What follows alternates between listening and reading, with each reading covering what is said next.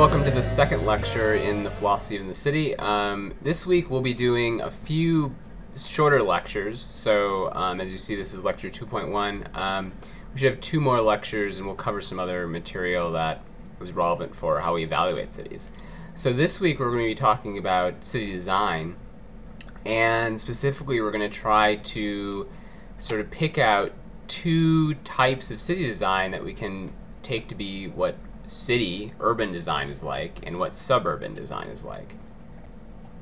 And so what we're trying to do this week, at least, is to see how we can evaluate different types of city design. So this is actually going to be a rather complex process, because there's many ways we can evaluate these things. So here's just a short list of some of them. So first, we might think we're trying to maximize some features of people.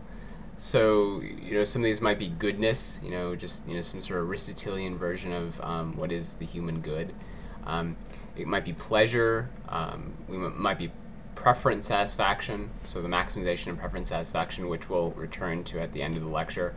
And we're going to have to ask ourselves whether we think we're actually changing people directly, which is sort of what the Greeks thought cities were doing, so what Plato and Aristotle thought cities might do, or if we're just changing their behaviors. And this is sort of a more modern view of things, the view that what cities should really do is set things up such that people behave in a certain way, and it's not the people themselves that dictate how they behave, but rather their environment. And so a lot of modern city design has this in mind. So we'll return to that later. Or we could be promoting some sort of social justice. So you might think that a city should distribute wealth in a certain way, in a fair way, to promote equality. Or you might think that it should guarantee certain rights. So next week we'll be looking into this issue of social justice more closely and seeing how cities can do this.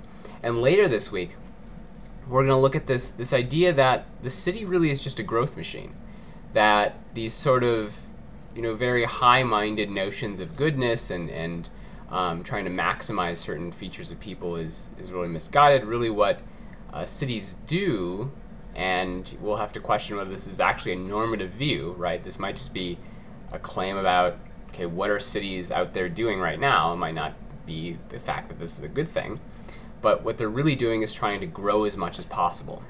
And so as we'll see later in a lecture later this week, this is the reason that they must do this is because of the certain pressures cities are under. I'll start by categorizing different settlements into four different categories. So this is partially arbitrary. There are certainly gradations between these different categories, but it's going to be helpful to be clear about what exactly we mean by city, what exactly we mean by suburb, town and rural area, and this should help us, because we're going to give a precise definition of each of these things. I've categorized these four different types of settlements into a sort of grid, as you see here. And I think this should be helpful. So basically what we have are two different types of criteria for cities. So and each of these types have two different modes, right? So a settlement can either be large and complex, in its interactions and the different things that take place there, or it can be small and rather simple. So the large, complex settlements are cities and suburbs, and the simple ones, the small and simple ones, are towns and rural areas. Okay, next we can categorize these settlements into the type of design they have. So let's imagine we are only concerned with two types of design. It's the urbanism, which we'll describe in a second, of Jane Jacobs, and the anti-urbanism of Frank Lloyd Wright. So, these are sort of opposites in many ways, and will give us a nice way to categorize our different types of settlements. So the urban type of settlements are cities and towns, and the anti-urban ones are suburbs and rural areas. So next, what I think I can say is that we don't really need to be concerned about small, simple types of settlements. So really, the problem with these is that it's not like the entire world can be composed of towns and rural areas. The complex sort of activities just couldn't take place in such a world. Especially in Western countries. So you might think that in some places you could get away with just having towns and rural areas, but the sort of things that take place in modern Western civilization requires the sort of large and complex settlement that you get in cities and suburbs. So I think it's important to start our discussion of Jane Jacobs by considering the context in which she's writing. So what both her and Wright are sort of writing about and responding to is this problem of the cities in during the Industrial Revolution. So they're both concerned with essentially slums.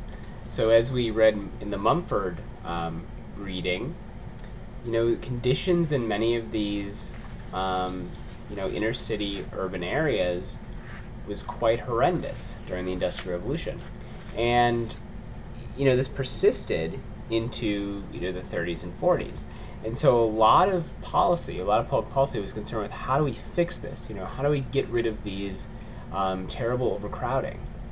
And so Jacobs is writing after observing a number of urban areas during the 50s and early 60s.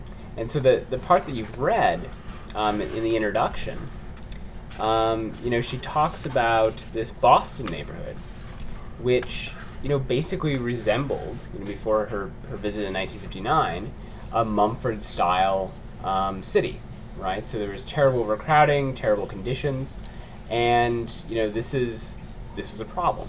And so there's a number of solutions. So you can tear it down, right? You can just get rid of the existing infrastructure, and that was a very common solution. That was the solution that most public planning divisions used in the 50s. Or you can do something else. And Jacobs is suggesting that we do something else. So, what exactly is she aiming for? Well, she thinks that what's really important for cities is to have a diverse set of activities and functions occurring within that city. So, what is this responding to? Well, there is the view that, one problem that's going on in the slums is that they're trying to do everything there, right? So you have, the butcher, you have a factory, you have, a sewage treatment plant, all these sort of things, or, some sort of sewage thing. All these sort of functions are contained within the same area, and they make living conditions terrible.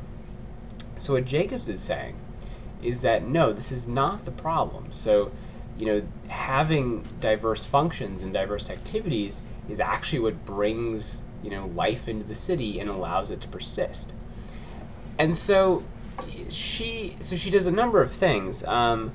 So one of the main things she does, and this sort of serves as the basis of a lot of future planning theory. So her views have sort of served as the bedrock of a lot of what has become new urbanism or something like that.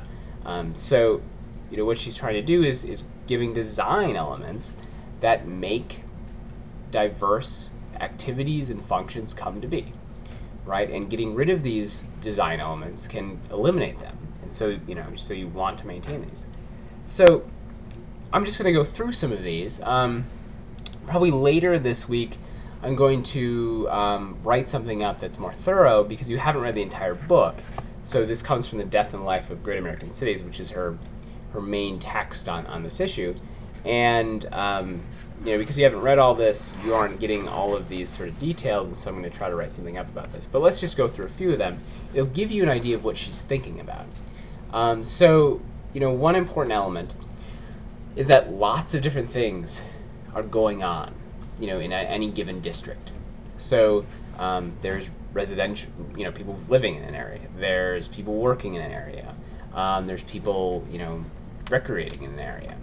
So, you have stores, you have restaurants, you have apartments, you have all these sorts of things, you have offices, all existing in the same area. And, you also have short blocks. So, you can imagine this sort of area, if you go to, downtown DC is a perfect example of this. You have these rather short blocks, and so you have many different paths for people. And so for these two things, what they're doing is they're getting lots of people on the street at the same time. So what long blocks do, in Jacob's view, is make it such that there's few people on certain streets. And, for that reason, this makes it such that there aren't as many people there. So there isn't as much activity, and this makes things less safe, and lowers the quality of living there.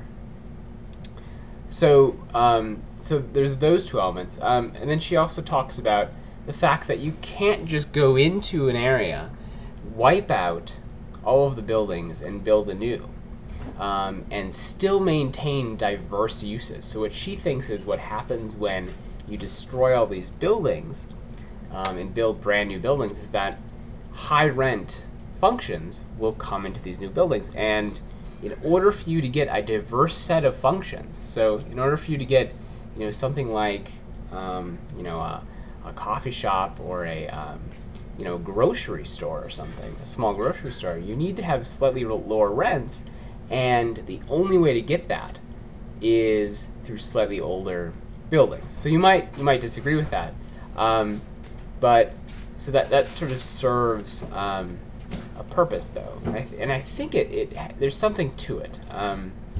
So along with these things, there's high density, which is pretty obvious. So again, this gets the point that you need to have a lot of activity happening. So the more people out, the better.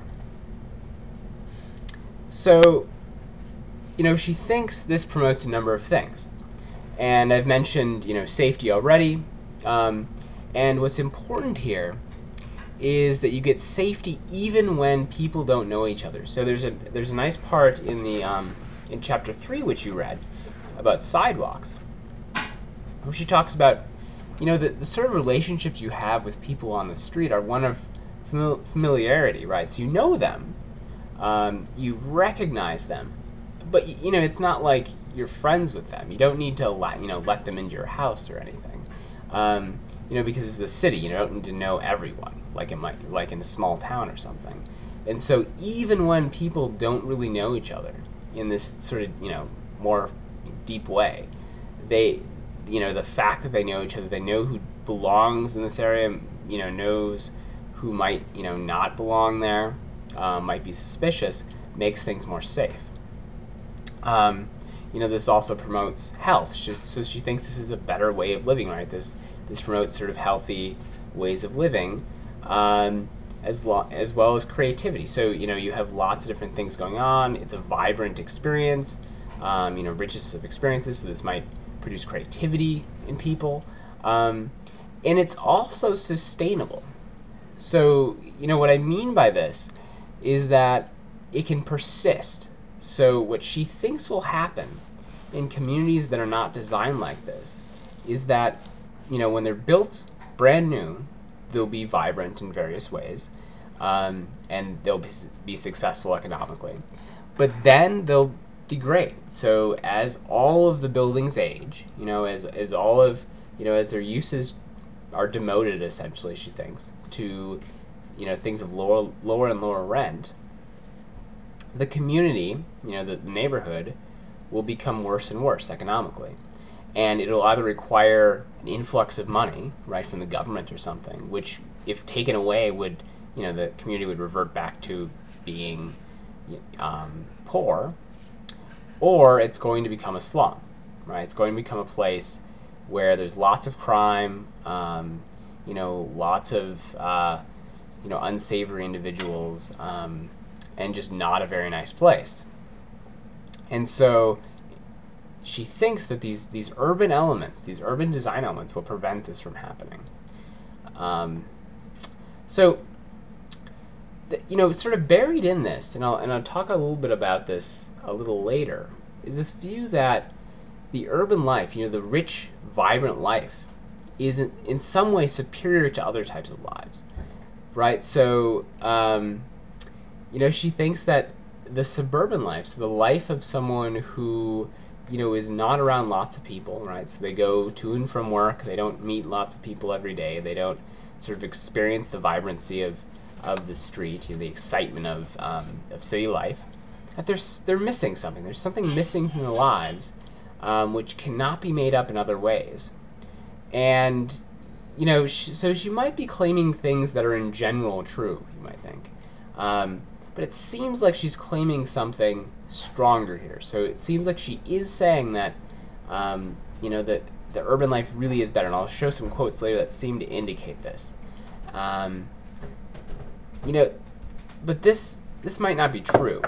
And she certainly doesn't argue for it very clearly. She just suggests it, thinks that we should accept it. So we'll need to think clearly about, is this plausible? Do we have reasons, that besides the ones that she gives, which aren't many, to think this is true? And so that should give us some pause. So much of these claims seem to be straightforwardly descriptive, right? So what she's saying is that if you don't have her sort of style of urbanism, if you have, something like a right style sort of urbanism, or anti-urbanism, which we'll talk about in a little bit, it's not like the community persists.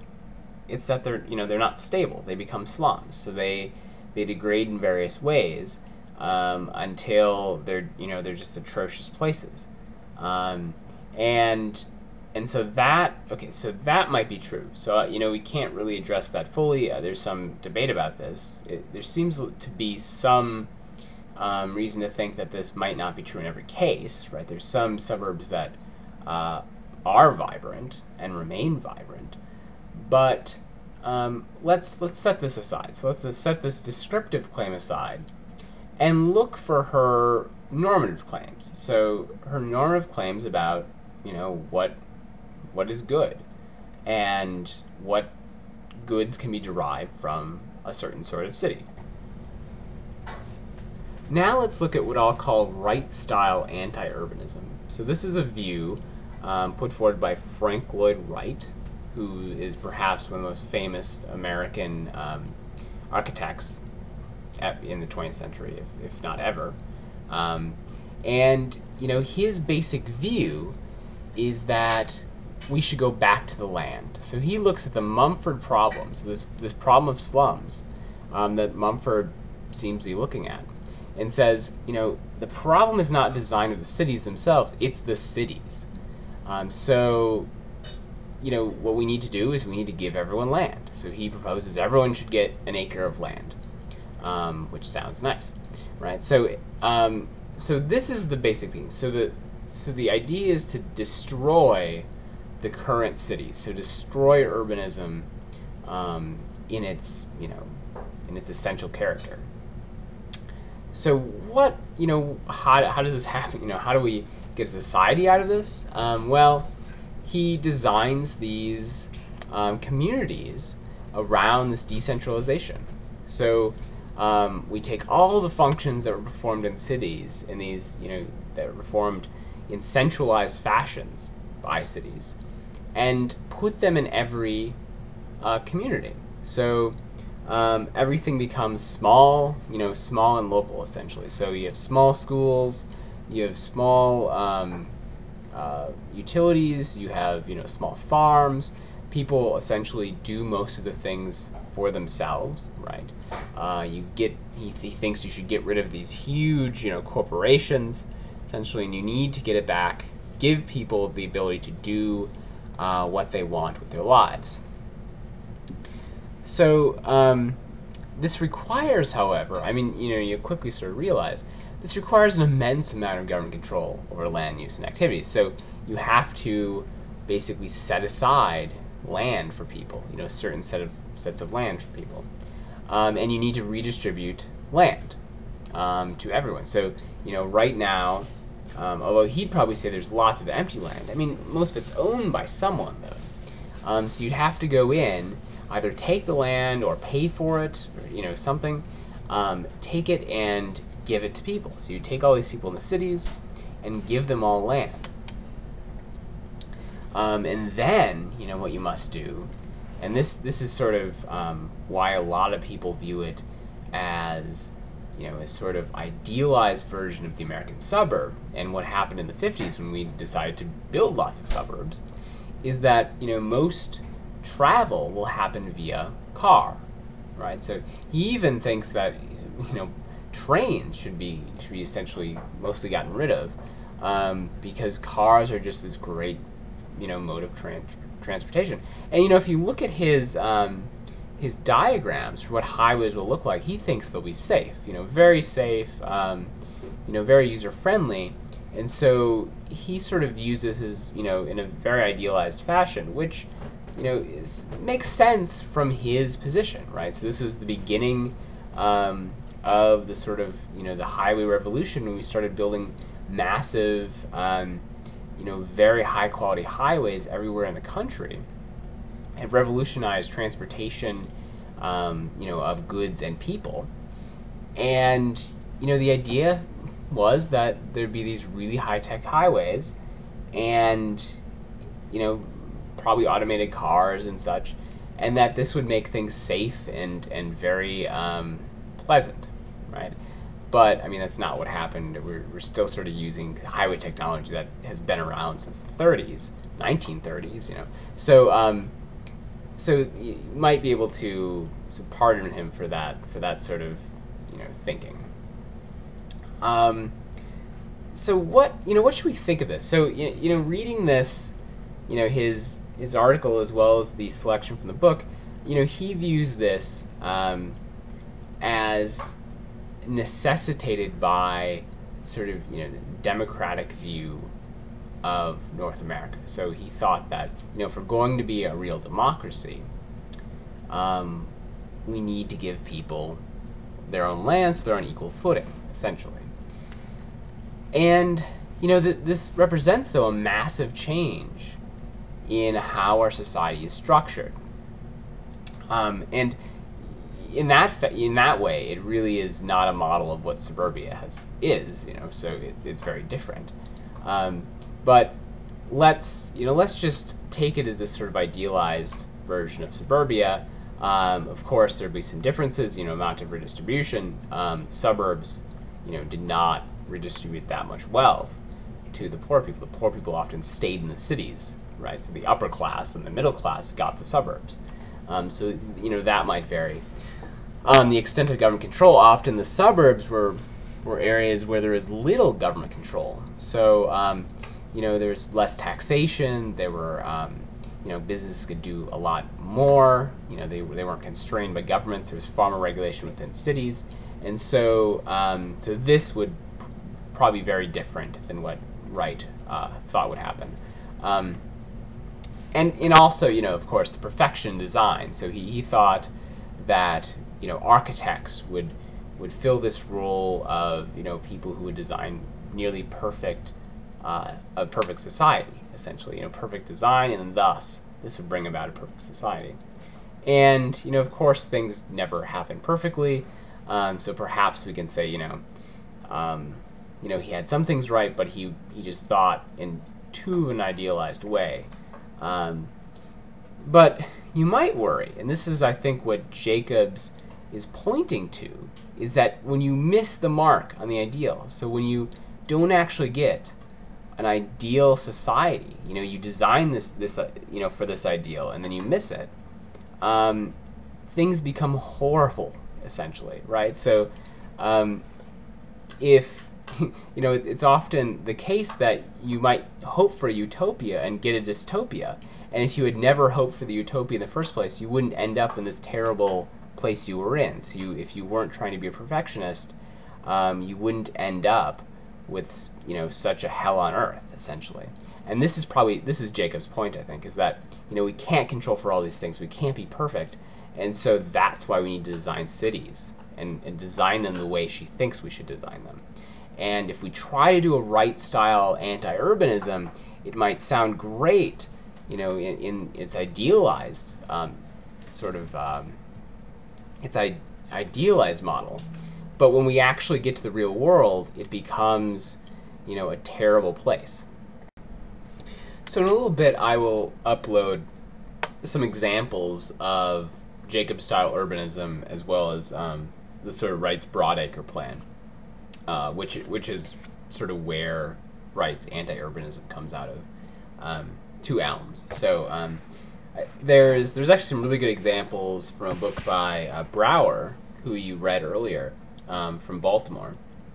And so he looks at various neighborhoods in Baltimore and, you know, sees what their design is and how this affects behaviors of individuals and how safe they are and how vibrant they are and such. And he provides some, you know, excellent examples from there. And the Broadacre plan is actually, there's this text that was written by Wright, which provides, you know, some really amazing, almost like poster-sized plans. So essentially, you know, the Broadacre plan. And so I have that, but I have to scan it and such, but I'll get that up. So let's return to this issue of what types of values we're using to evaluate settlements, so cities or suburbs, and let's apply these to Jacob's and Wright's views. So this will sort of tell us if they're able to advance their normative claims, which seem to be lurking underneath the surface of their writing. So, you know, let's return and remember that we sort of had a few different ideas of what the purpose of a city could be, you know, what we sort of wanted it to do, and, you know, these can be divided into, you know, maximizing views, so goodness, pleasure, preference, satisfaction. They can be sort of promotion of social justice, like equality and such, or a growth machine. So what do Jacobs and Wright depend upon? Well, you know, we can sort of look first to see what sort of instrumental goods they claim, you know, come out of their conception. These will be less problematic, we'll see, because these goods can be used to advance any sort of conception. So there's certain goods, like Jacobs here presents one about health, right? So she talks about this this neighborhood in Boston, and it has certain features, right, or it has certain outcomes that she thinks arise out of its design features. So low delinquency, disease and infant mortality rates. So it has a lowest rent to income ratio. You know, the child population just about average for the city. The death rate is low. TB death rates are low. So, you know, we can see that this would be fine for any sort of conception of the good, right? So if we thought there was a good life, you know, like performing some sort of particular function that's, you know, very human, it seems like these sort of health related, you know, statistics and outcomes would, you know, help that. If we thought it was pleasure, you know, these certainly would help that. You know, it seems like people would have preferences as well to you know, have these sorts of things as outcomes, you know, as well as social justice. So so it seems like, you know, this would be uncontroversial. If she could show this was arising from her plan, this would be fine for any conception of the good. And in the similar way, you know, Wright claims that in Broadacre City there would be essentially no unemployment. So he thinks that he would get rid of unemployment in, you know, if this ideal were realized. And, you know, it seems plausible that, you know, people always being employed, you know, having that as a part of their life, it seems like that's a good for almost all conceptions of the good, right? So that increases pleasure, it increases people's preference satisfaction. You know, it seems like that allows people to do what is good for them. So that seems, you know, unproblematic. But it seems that both Jacobs and Wright make deeper claims, right? So, and claims that require us to pick some specific thing to value, and that is problematic. If we just want to remain neutral between these, we don't want to do the hard work of actually deciding what things we should value, then we should be a bit wary. So Jacobs, when she's talking about the sort of new housing developments that exist, that are different from what she thinks urbanism should be, she says something like this: "But look at what we have built, middle-income housing projects that are truly marvels of dullness and regiment, sealed against any buoyancy or vitality of city life." So here, she's obviously valuing buoyancy and vitality, which are, it seems like those are things we should value a bit, right? But there might be many environments we like which are not buoyant or vital, in this way, and you might call them dull, or you might call them like something like tranquil or something, because dullness is sort of a loaded term. But it seems like the same environments you might call dull and regiment, might be good in certain contexts and might be good for certain people. And so, because of this, she hasn't really it's not convincing just to say that a certain area is or is not buoyant or has vitality.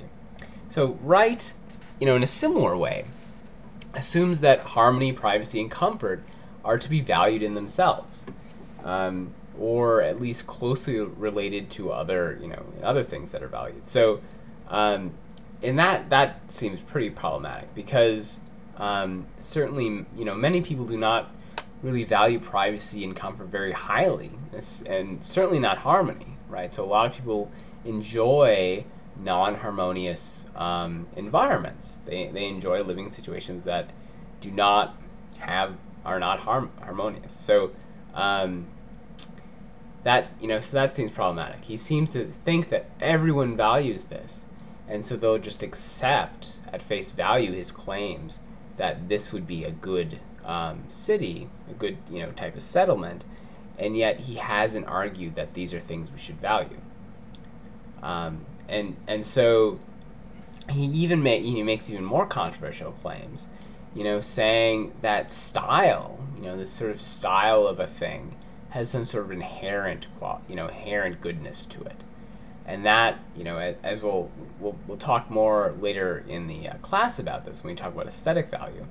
But for style to have inherent value is going to be very controversial, and a lot of people just won't think that's true. They'll think that style might have instrumental value, right? So it'll be valued by people because it brings them pleasure, or it helps maximize their preferences or whatnot. But it might not have be inherent good. And in a similar way, you might think democracy. He seems to think democracy is an inherent good, and that we need to do we need to restructure the way we live in order to bring about a more democratic society. And you also might not think that. He hasn't argued for this, and so this is also problematic. So as we can sort of see, when we start going through the different types of things we can value, it becomes very problematic to make the sort of claims that Jacobs and Wright make. So, for example, if we were trying to find the good life, sort of an Aristotelian good life, it seems like buoyancy and vitality that Jacobs talks about, it might not be part of that good life, depending on how we sort of construe it. So, because if we said that, this implies that a life without those things would be a worse life to have, and that doesn't seem necessarily true. It seems like someone could have a very, sort of, one might consider boring, but stable and, harmonious life, and that might be a good life. Like, many conceptions of the good life would take that to be a good life, and so, how does Jacobs, she doesn't, especially at least in this text, say that no, those sorts of lives are bad, and this is this is the good life, and here's why. She doesn't say why. And it seems like she needs to do something like this, at least to make these strong claims about what things we should value. The instrumental claims she makes earlier about health and stability, much of that is fine, and much will rest on, figuring out which sort of goods are instrumental to all of the sort of things we could value and which are not. But she needs to do something, to sort of figure out what we should value if she's going to take a stand on that. In a similar way, you might think, so are we talking about pleasure? Is pleasure important if we have a hedonist model? Does city life bring pleasure to everyone? Or, maybe for some people, the sort of right style life, the sort of life in the rural area would bring more pleasure to them. And, if that's, if you might think that's plausible, then it seems like Jacob's view, in a similar way Wright's view, would also fail the sort of hedonist test that you might have if you thought that was what we should value. Although there's a lot of reason to think that pleasure is really not all that matters. And then, in a similar way, if you think social justice is very important, which Wright seems to think. So Wright thinks that equality is essential for a good society. This is very controversial. So, Wright's view of equality is a very strong one. It's far stronger than most people hold, and so he actually redistributes stuff such that people get the same of everything, or according to their need. Bigger families get more land, and smaller families get less land, and that's a very strong view of redistribution. And so Wright thinks this is fine. He thinks this is what we should aim for, but we're gonna have to talk about this more next week. That seems like it's going to be controversial, and as we will see, it is. And so we'll have to talk about whether a function of a government or city is to redistribute wealth, and this will sort of get at Wright's model of society, model of the city. In a more basic way, we might worry that all of these conceptions of the city, so of conceptions of city or suburb, conceptions of settlement, are what we call paternalistic. So they sort of dictate a way that people should live. And that seems to violate certain, intuitions we have about the role of government, especially, as Americans. At least, people in democratic societies don't think one of the government's role is to sort of tell us what's good for us, what we should value. And if Jacobs and Wright are doing this, this is problematic from, sort of a policy standpoint, because we just don't think government should do this. But, in some cases they do, right? So in cases of health and medicine, this is an obvious one, they do tell us what's best for us. And it also, in cases of urban design, it seems like they often tell us what's best for us. So, if we want to get traffic from here to somewhere else, and, we're not sure how to do it, what sort of road we should use, we look to experts in the government and ask them. And so you might think this extends to a lot of different design elements of cities and policies of cities. And if you think that's true, if you think that people need to look to government for answers about these things, then it seems like some paternalism is okay. But we need to ground it in some feature of the people, right? So it needs to be helping the people in some way. And we need to think about what exactly that means, right? So we can use many different notions, well-being, that it maximizes their well-being, that it maximizes their preferences, but we need to talk a little bit about this. And so we'll return to this issue of paternalism, and there's two views of this, in week 4. And that should be a very interesting discussion, because much of urban planning theory requires that the government is at least a little bit paternalistic, right? It does have these theories of what's best for a city, and it tells people what they should believe in that way, and it dictates certain rules based upon these theories. And so they are paternalistic, but we'll have to decide whether that's a problem. So, what we might do, and this is a very popular view, is sort of settle on the preference maximization view. So this is the Humean view, or the economic view. Not much rests on that, but it's the view that what we should do is what people want.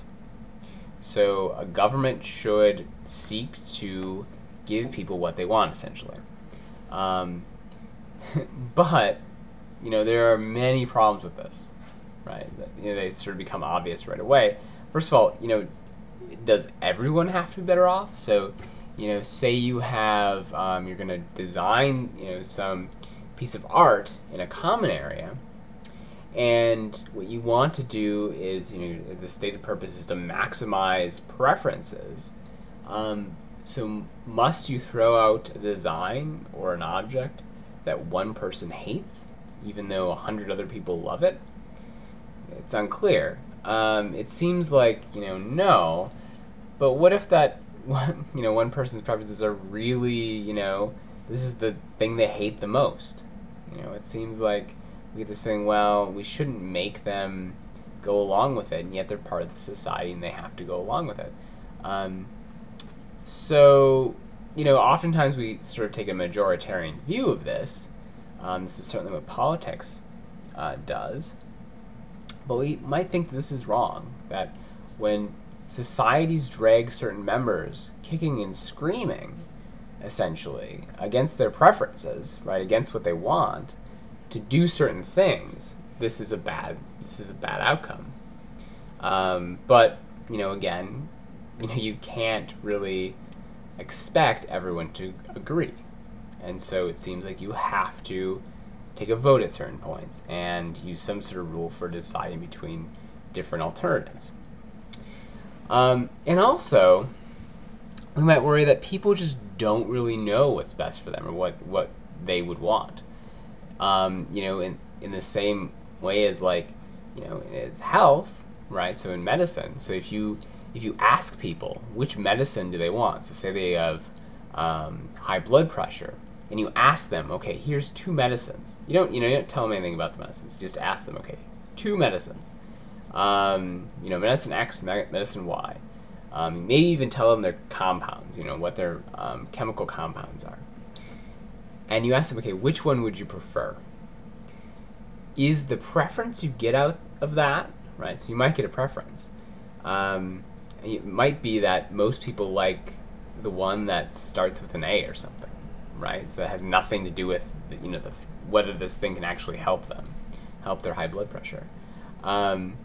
So does that preference should it have any weight, right? Because they're totally uninformed. It seems like what you really want to know is not what medicine they want, but what state of health they want. So you know that they want to get better. And using that information, the government has to decide which medicine is better for them. So you might use this sort of analogy and apply it to cities in sort of obvious ways, right? So there's a concern that when people have uninformed preferences, they're useless. But how do we link? So say we tell them sort of what's good for them, what medicine they should have. Do they really have a preference for that medicine? That's less clear, and so this will be a difficulty we'll also have to talk about in week 4. So we've gone rather quickly through the views of Jacobs and Wright, mostly because I wanted to get to this issue of what sort of things must we value for their arguments to sort of go through, at least the very substantive arguments.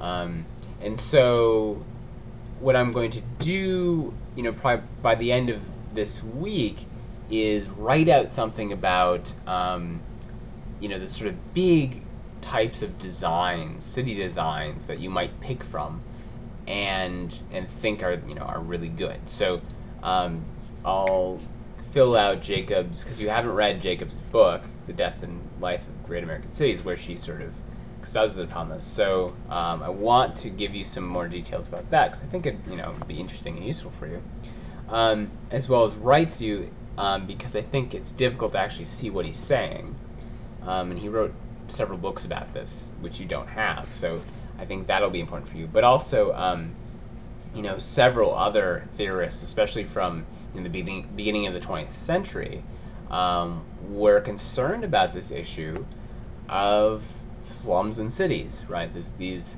conditions that Mumford writes about. They're concerned about that, and they came up with their own sort of solutions to this. And so I want to sort of give you a taste of what different theorists have come up with. So I'll do that. So the next 2 lectures, which will be out by hopefully Tuesday, but definitely Wednesday, I'll talk about first, in the first lecture, whether we should think that what determines outcomes in cities and neighborhoods, or suburbs or whatever, is the features of the people, which is sort of an old-fashioned view, and thus if we think that, we should seek to change people, right? We should think that maybe government can actually change the way people are.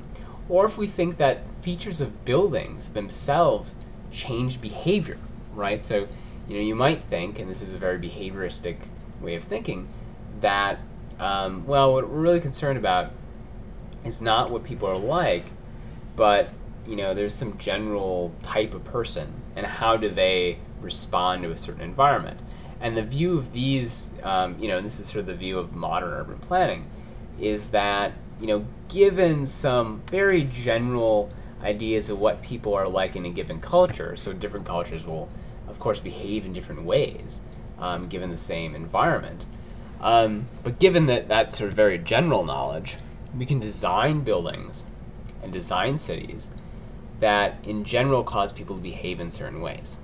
So we'll have to look at these 2 different views.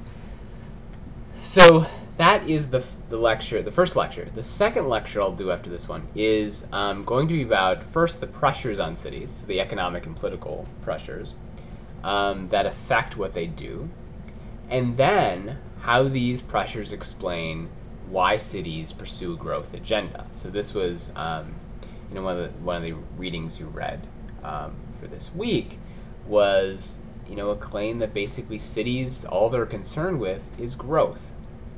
And so, this is the dominant view of what cities do. And so I mentioned earlier that we might think this is simply a descriptive view of what cities actually do, and you might think they shouldn't do this, right? So we should try to figure out how to make them not, just have a growth agenda. So we need to talk about that. But we should also think about whether views like Jacobs and Wright are consistent with the view that what cities do are grow. So what they pursue is growth. Especially Jacobs, she's talking about growth many times, right? She thinks that if you design, neighborhoods and cities in the way she wants you to, that, that area will grow, economically, and that's important. So Wright, doesn't seem to think this, right? So Wright is sort of anti-growth, at least in a classical sense. But we'll have to address whether, this is mutually exclusive. This view of growth is mutually exclusive with other, ideas of how we should design cities. Okay, so so that's for the next time, and so I guess I'll see you then, and have a good week.